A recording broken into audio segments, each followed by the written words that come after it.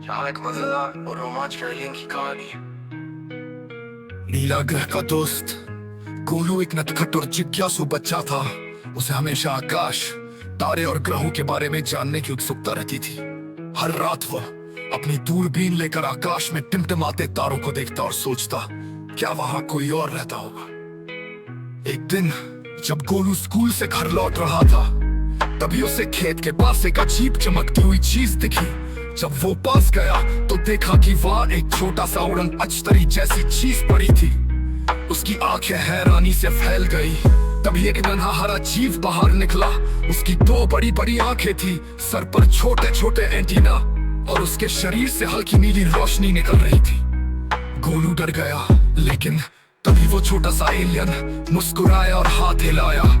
गोलू ने भी हिम्मत जुटाई और कहा, तुम कौन हो? वो छोटा एलियन बोल पड़ा, मैं सूजू हूँ, मैं नीला ग्रासोगा से आया हूँ। मेरी उड़नछतरी खराब हो गई है, क्या तुम मेरी मदद कर सकते हो?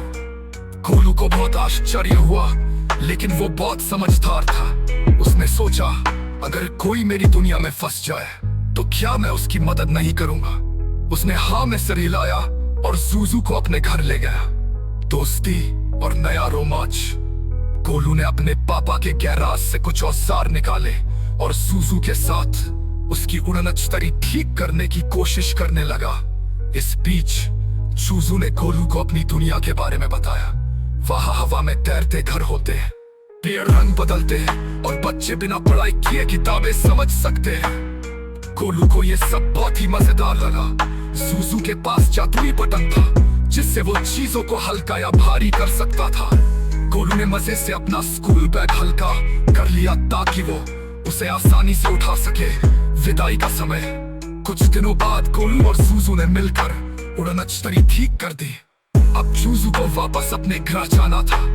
दोनों की आंखों में खुशी के साथ साथ थोड़ा दुख भी था।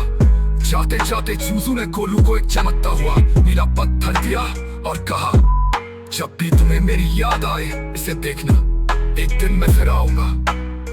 गोलू ने खुशी खुशी हाथ हिलाया और सूजू की उड़नछतरी देखते आसमान में गायब हो गई। गोलू अब हर रात तारे देखते हुए सोचता, कहीं सूजू फिर से मुझसे मिलने तो नहीं आ रहा। और इस तरह गोलू को अपने जीवन में सबसे अनोखा दोस्त मिल गया। एक एलियन दोस्त जो एक दिन फिर लौट कर आने वाला था।